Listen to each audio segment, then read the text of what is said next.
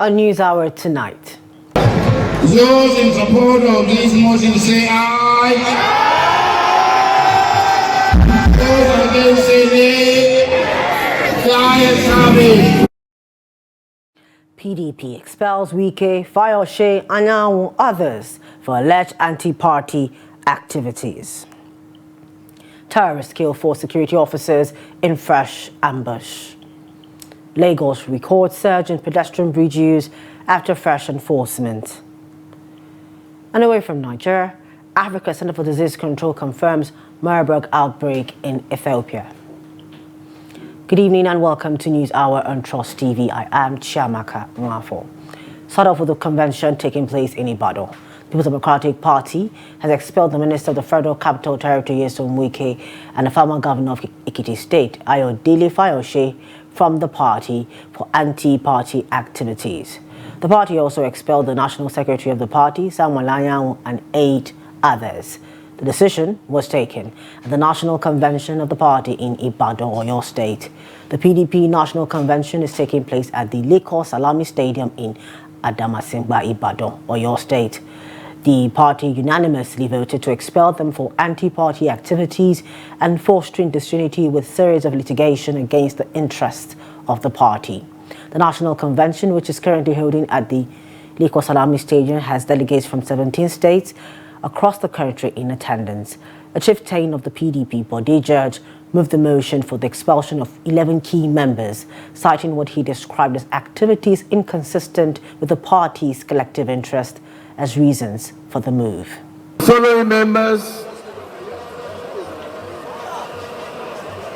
His Excellency Wike, His Excellency Ayo Fayose, Senator Samuel Anyanwu, Honorable Umar Batu, Adeyemi Ajibade SAN, Muhammad Abdurrahman, Senator Mao Ohabua, Honorable Austin Wachuku, Abraham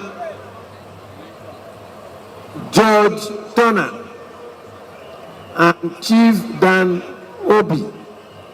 Regards and respect in the eyes of the public on account of despicable conduct of the former governor of Rivers State and these men he recruited to help him destroy the party, contrary to Articles 58 subsection 1, subsection B, and subsection I of our Constitution.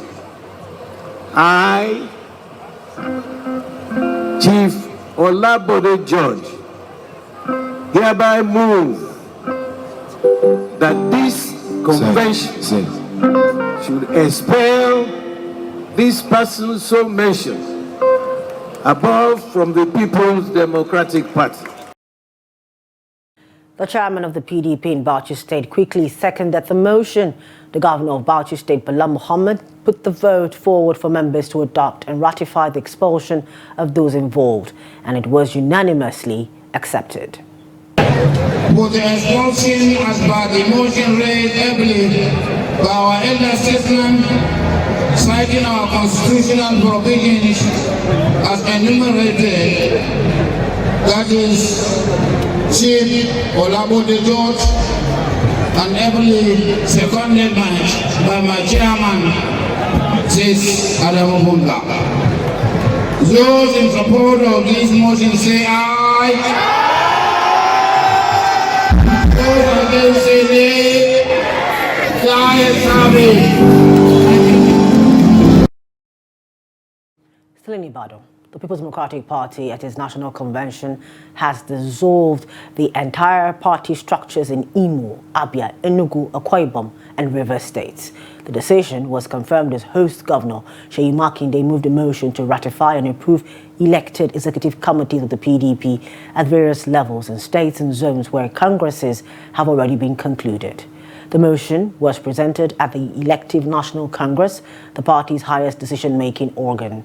Governor Makinde explained that congresses were held across the country between 2024 and 2025 to elect party executives at the ward, local government, state and geopolitical zone levels, including national ex-officio members. In the meantime, Governor Seyi Makinde has declared that the convention would go into the annals as one that brought the turnaround to the PDP nationally. Makinde stated this during his welcome address. He described PDP members as resilient, saying there was a long stretch of battle to get to the point where the party was able to hold the convention, but it was worth the while. There has been a long stretch of battle to get to this point. But here we are. And by God's grace, this convention will go down as the convention that brought the turnaround to the People's Democratic Party nationally. So please, as you go around, don't only politic.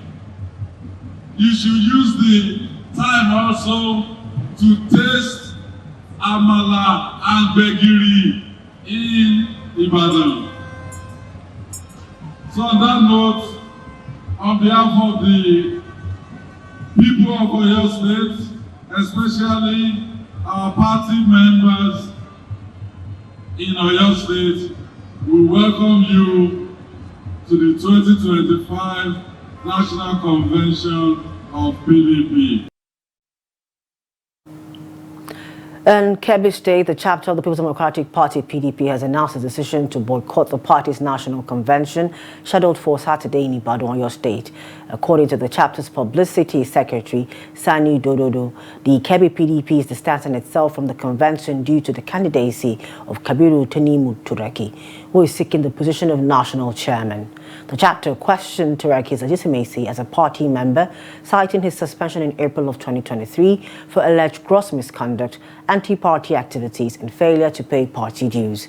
The suspension issued by his Nasarawa 1 ward also affected 7 other members, including former governorship candidate General Bello Yaki.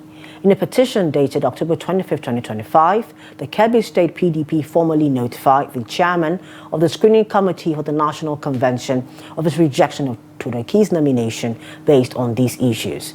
The petition, jointly signed by Chairman Usman Bello Suru and Secretary Abubakar Bawa Kalgo, included a list of signatures and phone numbers from both the State Working Committee and non-working committee members, all expressing their opposition to Turaki's candidacy.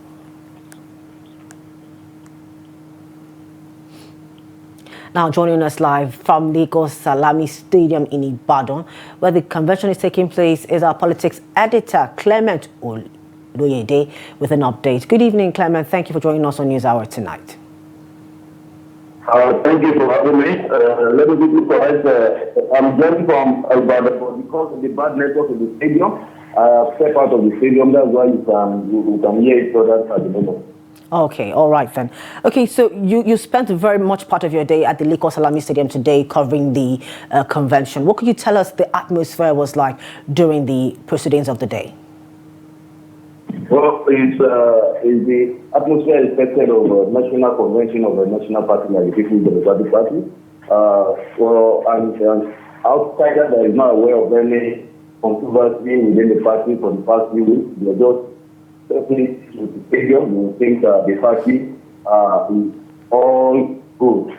What I mean by this is that the atmosphere was just going the way a convention is expected. It's only those that have known that the party has been battling with crises that will be surprised at the turnout, because there is a massive turnout, delegates across the state and supporters in their thousands turn out for the convention. Which, as we are speaking, is still ongoing. The elective part of the convention is still ongoing as we are speaking. All right. Now, the Independent National Electoral Commission, INEC, are they on ground to monitor the event? Well, what I can independently confirm was that some individuals that were announced as national observers present at the or not, one of the leaders who came into this position because the government of Portuguese, when it was announced in particularly mentioned as a national observer, it is not an entire national of everything. So that's some of the leaders who were present. The leader said it's not about nothing, saying that those are on bank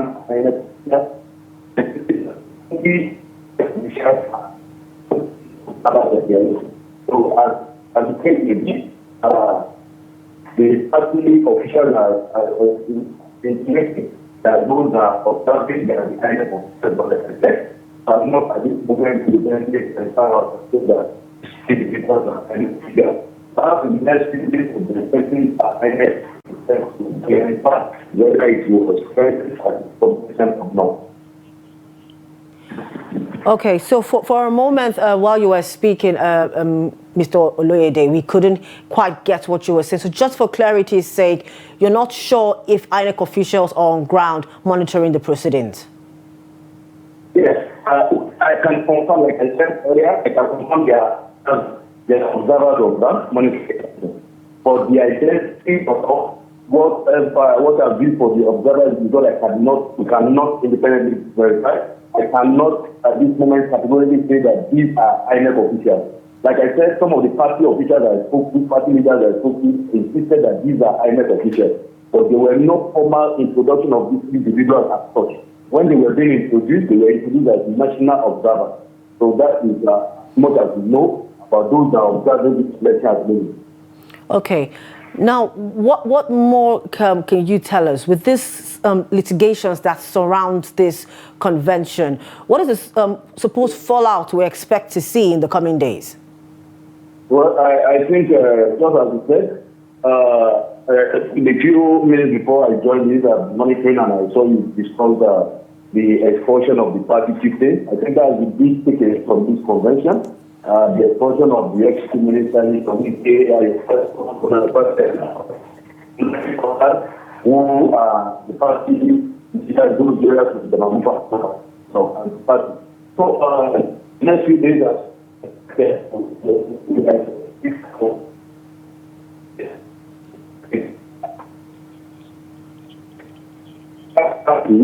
of the the chairman of the National Convention for Basic Planning, he already fixed a message.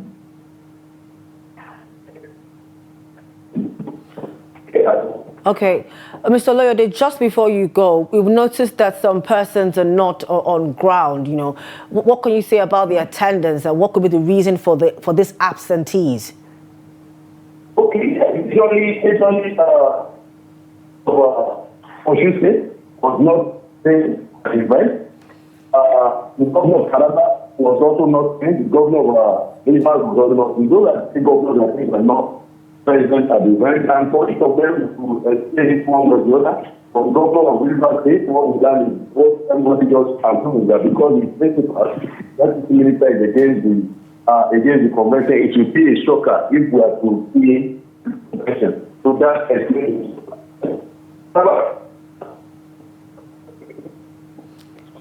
All right, we'll have to let you go, Mr. Oloyede. But thank you so much for your insights on the happenings at the Lekwa Salami Stadium in Ibadan today. Now, moving on to more stories, but still with the PDP. Taraba State Governor Abu Kefes has announced that he will officially join the All Progressives Congress APC from the People's Democratic Party PDP on Wednesday, November 19, 2025. Speaking during an inspection of the ongoing renovation of the Jolly Nyame Stadium, the proposed venue for the defection ceremony, Governor Kefe said his decision to switch parties is motivated by the interests and future of Taraba residents rather than personal gain.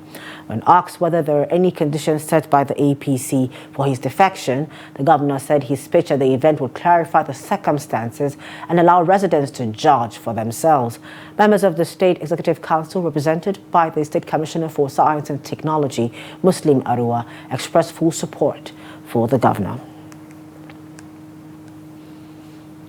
Away from political matters, 4 security personnel have been killed in a fresh ambush by jihadists in Borno State, according to Acting Director of Army Public Relations, Lieutenant Colonel Apollonia Anili. The attack occurred when troops of the 25 Task Force Brigade were returning from a routine patrol around Wajiroko in the Dambo local government area. The patrol team, led by Brigadier Brigadier General M. Uba, and supported by members of the Civilian Joint Task Force, came under heavy insurgent fire along the fringes of the Sambisa forest. The troops were said to have fought through the ambush with superior firepower, forcing the attackers to retreat. Despite the successful counter-offensive, 2 soldiers and 2 CJTF members were killed in the encounter. The Army High Command praised the courage of the troops and condoled with the families of the fallen personnel. It also dismissed reports circulating online alleging that the brigade commander had been abducted, urging the public to disregard the false claims. This comes a day after the Chief of the Air Staff, Air Marshal Kelvin Aneke, reaffirmed the Air Force's commitment to sustaining operations against terrorists and criminal groups during a visit to the air component of Operation Fasinyama in Katsina State. The Chief of Army Staff, Lieutenant General Wade Shoibu, also commended the resilience and sacrifice of troops serving in one of the country's most challenging theaters of operation. Now, joining us via phone to provide an update on the rescue of abducted victims and the clashes between ISWAP and Boko Haram is Media Trust Northeast Bureau Chief Hamisu Matazu. Good evening. Thank you for joining us on News Hour tonight. Good evening. Now, could you tell us more on what's happened in Borno State? Yesterday, I think it has been on the social media, mainstream media, and I think it's in the public domain that the brigade commander, Brigadier General M. Uba, was missing as at last night. That's Friday through Saturday morning. But the update now is that the statement issued by the Acting Director, Army Public Relations, which she dismissed the abduction story, saying that the Brigadier General led troops back to the base. She said that they fought a good, they gave the insurgents a good fight, and they returned to the base. So, but the information we received last night up to the morning was that he was missing, and the commander fell into the booby trap route after a successful clearance operation in Wajiroko area under Dambo local government area of Borno State. And I think it's a good story that they returned to the base. But they lost, I think, 2 soldiers and 2 civilian JTF members during the encounter with the insurgents in the ambush. The Brigadier General successfully evaded. All right. What more can you tell us about the security situation in the Northeast?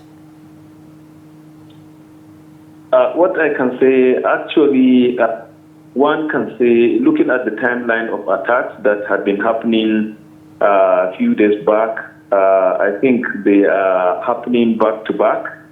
I can say that there is resurgence of Boko Haram attacks, especially in the southern part of Borno State.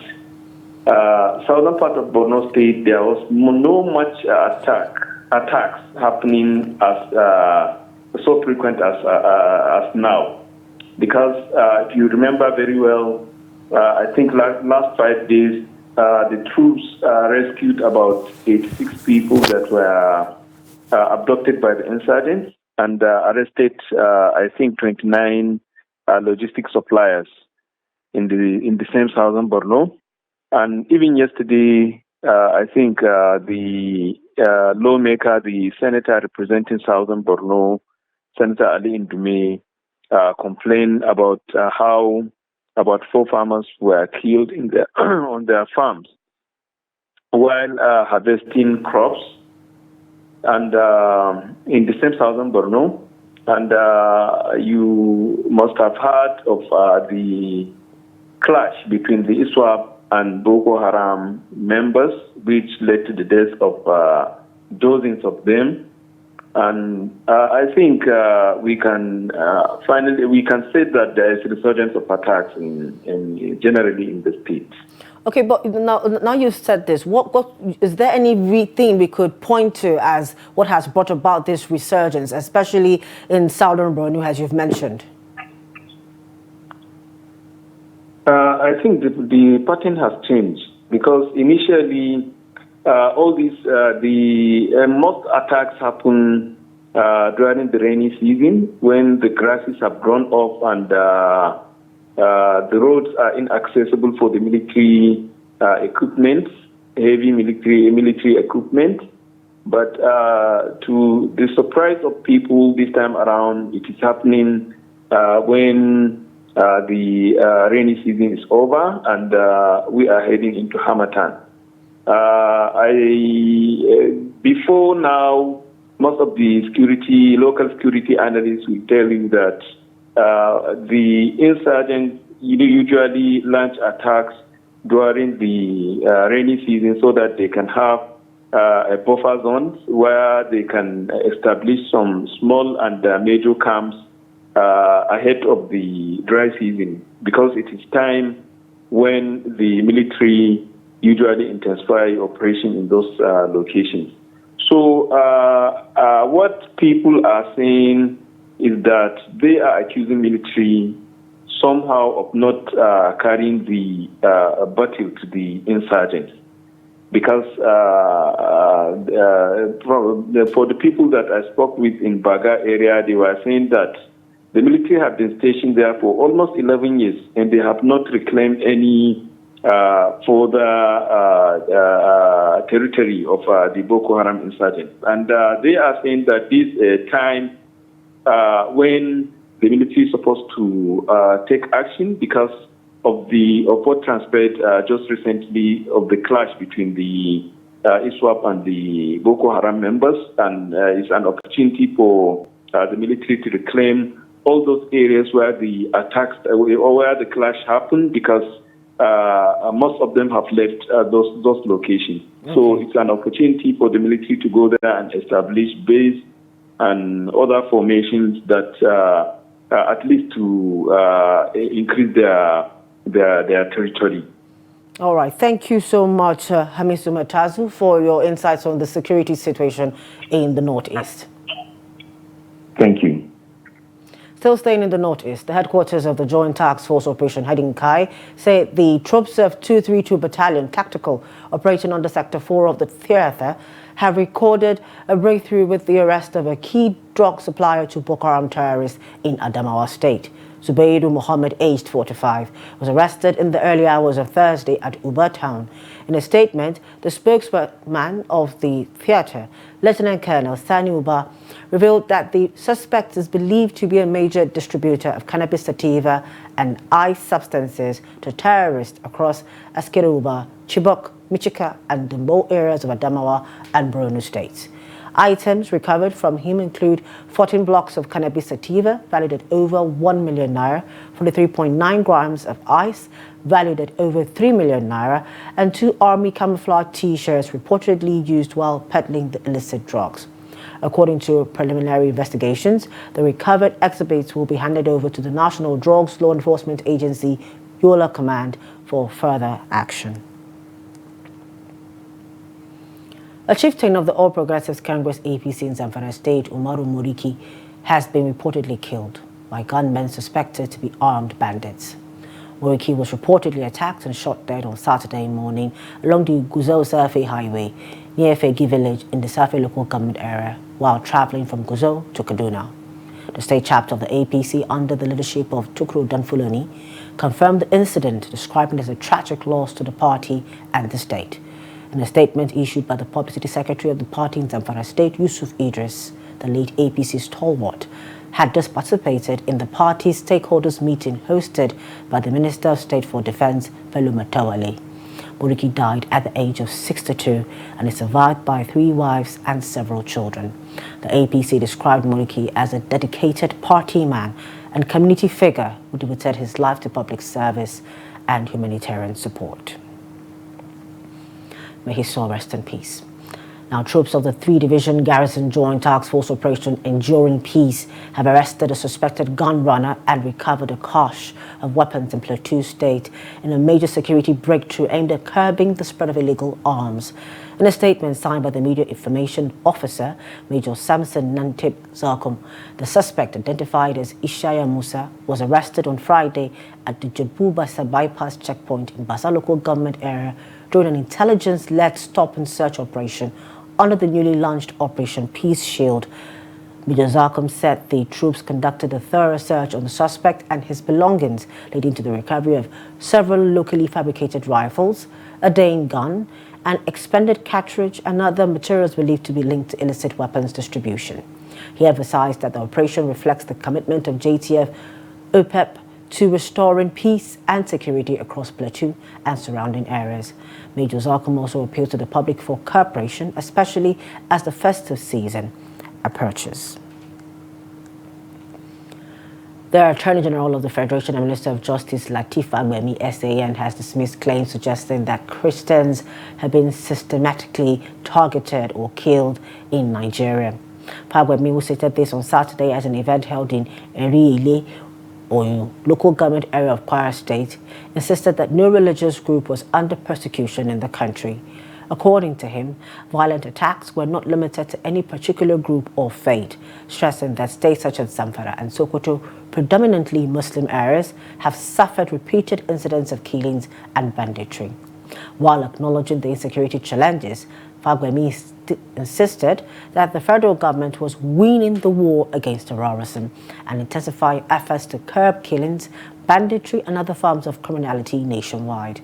The AGF also urged Nigerians to be patient with President Bola Tinubu's administration, saying current reforms were geared towards building a stronger foundation for national development.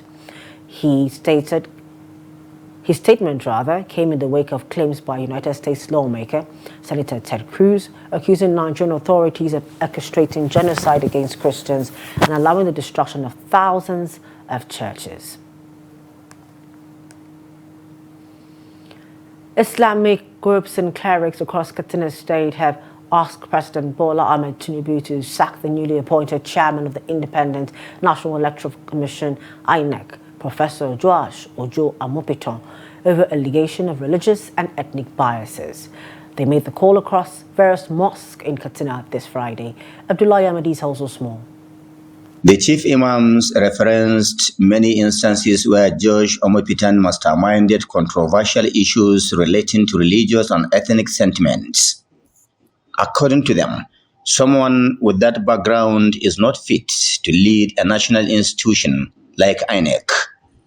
The imams also linked the recent threat by America to invade Nigeria to one of the handiworks of Professor Josh Omopitan. They alleged that his ethnic and religious biases is capable of escalating religious tension in the country. These prominent Islamic leaders in Katsina are asking President Bola Ahmed Tinubu to reverse the appointment of the INEC chairman to restore confidence in the nation's electoral process. The sermon was all about the situation we are in this country, security or insecurity situation we are, and the appointment of the new INEC chairman, Professor Joe Amopitan, who is one of the people that wrote to the American government and the United Nations and the ICC about the alleged genocide in Nigeria which is unfounded, which his writings were all, or most of what he wrote was based on unfounded facts and twisted facts that he wrote about the alleged genocide in Nigeria.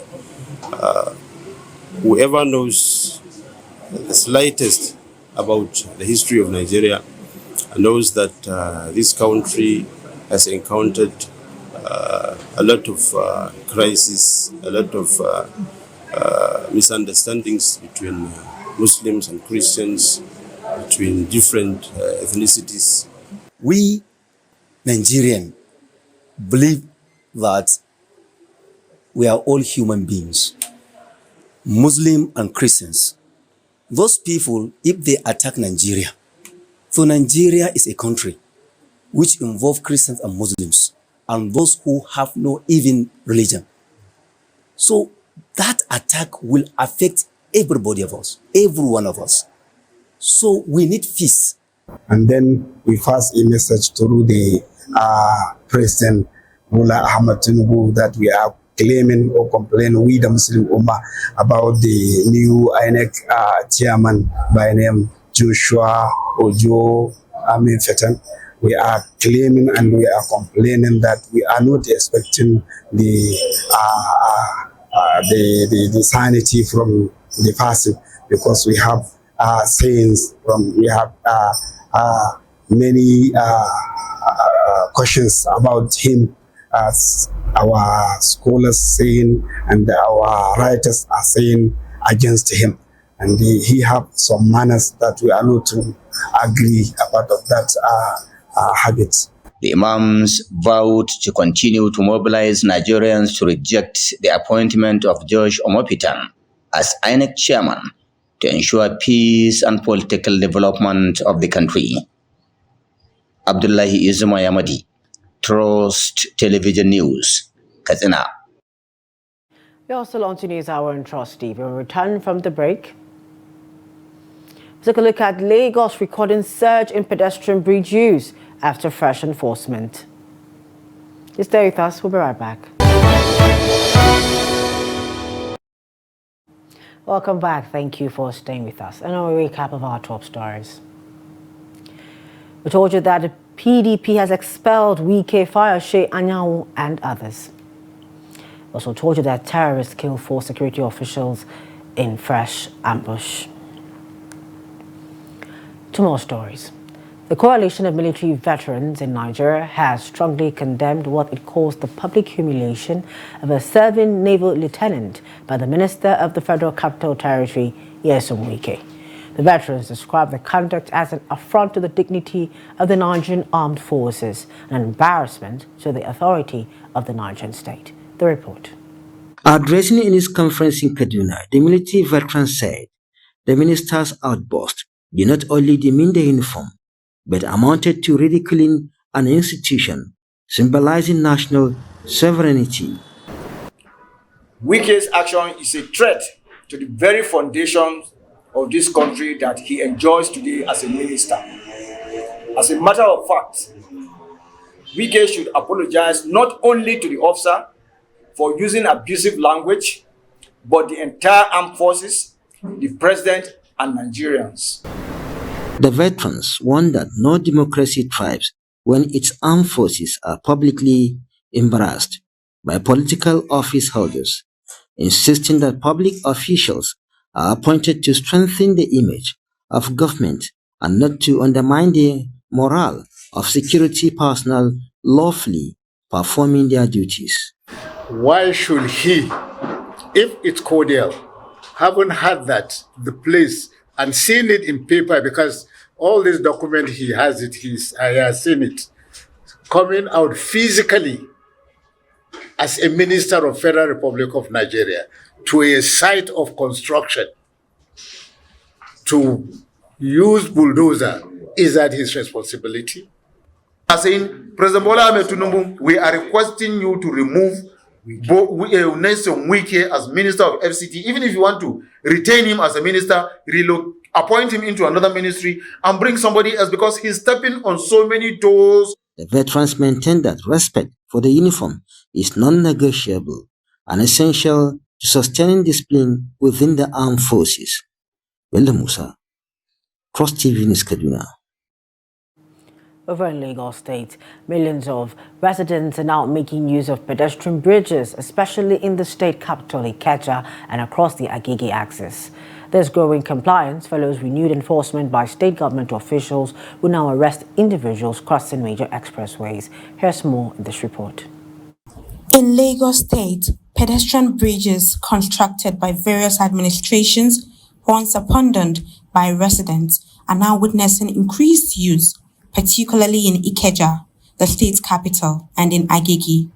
Residents now use these bridges daily to access the other side of major roads, following the state government's directive empowering task force officials to arrest anyone crossing the expressways.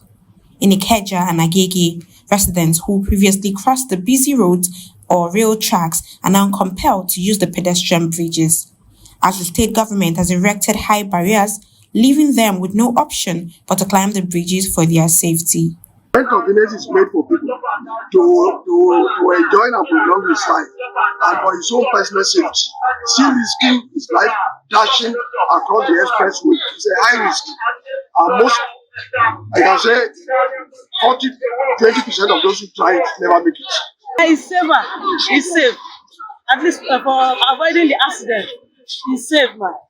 And it is better to always use the pedestrian for safety and also for convenience. It is very important for the safety of their life. However, concerns remains as some residents continue to ignore government regulations, risking their lives by crossing the expressway.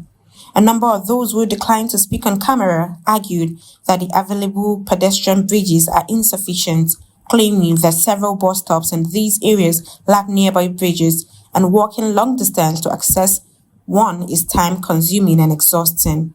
Efforts to get government officials to comment proved abortive, but other residents who use the pedestrian bridge expressed mixed feelings about the challenges, especially the stress associated with climbing them. The bridge is too much, the stress is too much.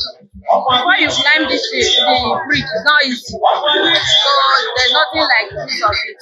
But for people that are complaining that I don't know what they are offering. Yeah, actually, the use of the pedestrian bridge is okay because at least it reduces deaths of people. Stakeholders say to safeguard lives, it is advisable for all residents and visitors in Lagos State to make proper use of the pedestrian bridge provided by the government. They also say it is also important for the Lagos State government to ensure that all major bus stops across highways are adequately equipped with pedestrian bridges, as seen in Ikeja and Agege, where residents now make daily use of the existing structures. Nurses and midwives in Benue State have issued a 15-day ultimatum to the state government to address welfare and working condition concerns, vowing that failure to act within the period could lead to an indefinite strike. The National Association of Nigerian Nurses and Midwives, Benue State Council, says members are frustrated over unpaid arrears, stalled promotions, manpower shortages, and poor infrastructure across hospitals. At a press conference in Makurdi, the state chairman, Kershu Tahav, commended Governor Hyson earlier for prompt salary payments, the new minimum wage, and hazard allowances, but insists more needs to be done to restore confidence in the health sector. If at the expiration of this ultimatum these issues remain unresolved, the union will be left with no choice but to embark on industrial action, which will regrettably affect healthcare delivery across the state. We appeal to the people of Benue State to understand that this action, should it become necessary, is to serve the soul of our public health care system. That we cannot continue to deliver world-class services under third world conditions. We do not wish for this outcome. Our duty is to save lives, not to withdraw our services. But we also believe that a neglected nurse is a neglected patient. The Academic Staff Union of Universities, ASU Nsukka Zone, has accused the federal government of deliberately delaying the renegotiation of the 2009 ASU federal government agreement. At a press conference held at Benue State University, Makurdi's union warned that the continued delay could further erode public trust and destabilize Nigeria's university system. ASU accused the federal government of failing to honor its past commitments, describing recent salary proposals as a drop in the ocean, as it is inadequate to stem the ongoing brain drain in the sector. The union also dismissed claims of dwindling government revenue, citing official data showing significant increases in federal and state allocations between 2022 and 2024. It is now the responsibility of government to take advantage of this opportunity to quickly resolve all issues in order not to keep our students out of school. The framing of government's implementation is not the true reflection of reality, and this strategy signposts imminent danger to the renegotiation because it casts doubts on the fidelity of its proposal. The remaining days to the expiry of the 1-month window given to the government must be judicially used to achieve a holistic resolution of the issues, particularly to uplift the living condition of academics in Nigeria. This is not too much to ask. The surest way to protect the future of our university is to invest in education. A former Executive Secretary of the Tertiary Education Trust Fund, TED Fund, Professor Suleiman Elias Bogoro, has described the amendment bill to change the status of Abubakar Tafawa Balewa University, Bauchi, from a specialized to a conventional university as inadequately informed. He made this known during a press briefing with newsmen at his office in Abuja. Professor Bogoro expressed concern over the reputation built by the institution in terms of quality graduates and departments that rate high amongst peers, and how such amendment will negatively affect the vision of the then Shehu Shagari government that founded the university as the only university of technology in the north, with Federal University of Technology Akure in the southwest and Federal University of Technology Owerri in the southeast. Recall that the Abubakar Tafawa Balewa University Amendment Bill 2025, sponsored by Senator Shehu Buba, has been sent to Senate Committee for Tertiary Institutions and TED Fund for further legislative work after passing a second reading on October 21, 2025. The committee has been given 4 weeks to report to the President of the Senate. Yeah, the committee was supposed to, submit its report, and I think invariably proceed to do, because they did the second reading, so it's supposed to go for public hearing. And I think, to the best of my knowledge, I understand part of the protocol of public hearing is they will advertise. Monday. Pardon? On Monday. Yes. Okay. The public hearing will be holding on Monday, they said in Bauchi. I see. Well, they have their protocol in the National Assembly. Yes, in respect of getting persons, interest groups to make presentations. And we believe that the National Assembly will abide by its own procedures. And at the end of the day, let us do something that does not imply that we want to relegate technology, science. That will not be good as a message coming out from the ATBU that I'm very proud of. Boko Haram is known for stealing food and other essential items during attacks on defenseless communities near their hideouts in Nigeria's northeast. This persistent struggle for scarce resources, especially food, is placing a heavy burden on communities in the Michika, Madagali and Hong Council areas of Adamawa State, leading to a high number of malnutrition cases among children aged 5 and below. In response, the Adamawa State government, in partnership with the Justice Development and Peace Initiative, Maiduguri, has launched a program to train women in preparing nutritious foods, including a local dish known as Tom Brown, to help combat undernutrition. Trot TV's Gibson Swadigo reports. Recently, insurgents attacked several communities in Adamawa State, stealing food and valuables, an ongoing challenge that continues to worsen malnutrition among children. These repeated incidents have raised serious concerns for the Adamawa State government JDPI, and their partners. Beyond security measures and humanitarian support, the government and JDPI Maiduguri have organized training sessions for local women, empowering them with skills to address undernutrition and promote self-reliance. They are really here and they have been doing a lot in order to see malnutrition has been eradicated in our community, in the state and beyond. Last year, we were able to conduct a nutrition smart survey, which was immensely supported by the nutrition subsector. They provided us with technical support, some materials for data collection, and validated that particular survey that we conducted. Malnutrition remains a major humanitarian and public health challenge in Adamawa State. According to UNICEF, around 400,000 children require treatment for malnutrition, and nearly half of all children suffer from chronic malnutrition. Communities frequently targeted by incidents experience the most severe effects as the competition for limited food resources intensifies. The influx of people from these communities that are disturbed, in quote, it's bringing a lot of pressure to the scarce resources in these communities. So yes, the activities of the insurgents has indeed increased the burden in these communities that we're intervening. Women trained in the program proudly showcase the nutritious products they have created, expressing confidence that these foods will help tackle poor infant feeding practices and improve child health. JDBI train us, we train another woman how to make Tom Brown, because we have malnutrition in our community. And before, our children, they fell sick, but now we are okay through Tom Brown. There are no any malnutrition again. High levels of poverty, food insecurity, conflict-related disruptions, and inadequate infant feeding practices remain the key drivers of malnutrition crisis. Gibson So Adugo, Trust TV News, Yola. I'm going on a short break. When we return, business, foreign and sports.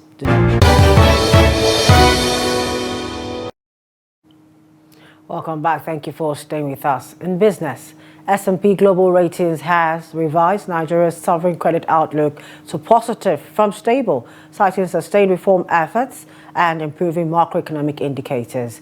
The upgrade follows a wave of reforms initiated since mid-2023 and the President Bola Tinubu's administration. These include exchange rate liberalization, fuel subsidy removal, enhanced revenue collection, and increased oil production, boosted by the commissioning of the Dangote refinery. S&P noted that these measures have placed Nigeria's fiscal and monetary trajectory on a more stable path. It has also raised its growth expectations for Nigeria to an average of 3.7% between 2025 and 2028, up from a previous forecast of 3.2%, driven by higher oil output and rising private sector confidence. Inflation is projected to decline gradually, reaching 13% by 2028. The Trump administration on Friday gave clearance to potential buyers to talk to Russia's Lukoil about buying its foreign assets in Nigeria and other countries. The move will allow business dealings with Lukoil's Burgas refinery after Bulgaria moved to seize the plant, according to a Reuters report. Lukoil has 3 refineries in Europe, as well as stakes in oil fields in Kazakhstan, Uzbekistan, Iraq, Mexico, Ghana, Egypt, and Nigeria. It also has hundreds of retail fuel stations around the world, including in the United States.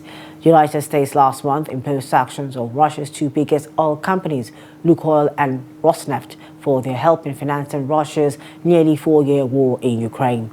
The Treasury Department on Friday issued a set of licenses, one of which authorized companies to talk to Lukoil through December 13 about buying its foreign assets. Away from Nigeria, Ethiopia has confirmed an outbreak of the deadly Marburg virus in the south of the country. The Africa Centers for Disease Control and Prevention said on Saturday. The Marburg virus is one of the deadliest known pathogens like Ebola. It causes severe bleeding, fever, vomiting, and diarrhea, and has a 21-day incubation period. Also, like Ebola, it is transmitted via contact with bodily fluids and has a fatality rate of between 25 and 80%. The head of the World Health Organization, Ethiopia's Tedros Adhanom Ghebreyesus, confirmed on Friday that at least 9 cases had been detected in southern Ethiopia 2 days after Africa CDC was alerted to a suspected hemorrhagic virus in the region. It said Ethiopian health authorities had acted swiftly to confirm and contain the outbreak in the Jinka area. It also said it would work with Ethiopia to ensure an effective response and to reduce the risk of the virus spreading to other parts of East Africa.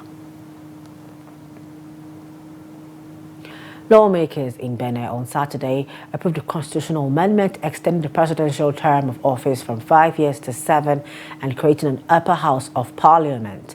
The limit on the number of presidential terms remains set at 2 in the West African nation. Current head of state, Patrice Talon, will step down next April after a decade in power. His candidate, Finance Minister Romuald is the clear favorite to win the April presidential election. The amendment was adopted by a large majority of MPs with 90 votes in favor and 19 against. The Senate will be composed of at least 25 parliamentarians, some appointed by the head of state and other ex-officio members such as former presidents. In sports, the Federal Capital Territory witnessed the opening match of Corporate Star Football League. Trust TV's Adegnaji Shafe has more. The teams marched to the pitch in their colorful jerseys to herald the league in a kickoff conducted by Mohamed Jamal, aka White Nigerian, to begin the quest for glory in the second edition. The first half, our defending champion Team Pencom in black jersey against Team Jais in lemon, as both tested each other for size. A high-tempo performance with so much display of football techniques to the admiration of supporters. Not long, Team Pencom had a penalty. Abubakar stepped forward and made the spot kick. The game became more intense as both charged for goal. Jersey number 9, Lucky, scored the opener in a well-taken corner to beat Team Jai's goalie, Omeza, making it 1-0. Team Jais fought hard, rooting for an equalizer to no avail to end the half. In the second half, Muazu's shot went wide over the bar after the whistle. Still pressing hard for a goal, Team Jai's well-taken cross found Dan Musa, who placed a shot to beat goalie Ugu with scoreline at 1-1. 2 free kicks could have made a difference for Team Jais, who miscalculated in an open opportunity to nip the match. The opening game portrayed what to expect in other matches this season. Team Jai's assistant captain Abubakar and Najib admit a tough duel in the game. The match was very intense, so everybody has the mentality of winning the first game.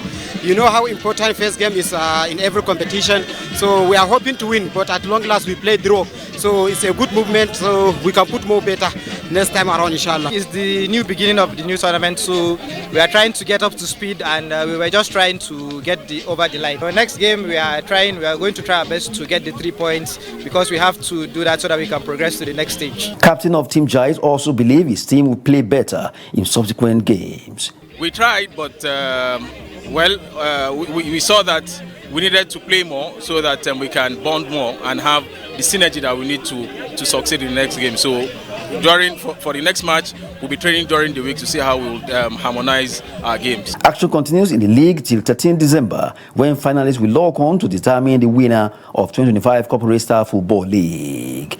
That's Sport News. I'm Adeni Ajishafe. Well, let's talk about the intense side. And with that, we wrap up News Hour tonight on Trust TV. For more of our news programs, documentaries, do want to follow us on our social media platforms and our YouTube live stream. On behalf of the news production team, thank you for joining us tonight. I am Chiamaka Mwafo. Good night.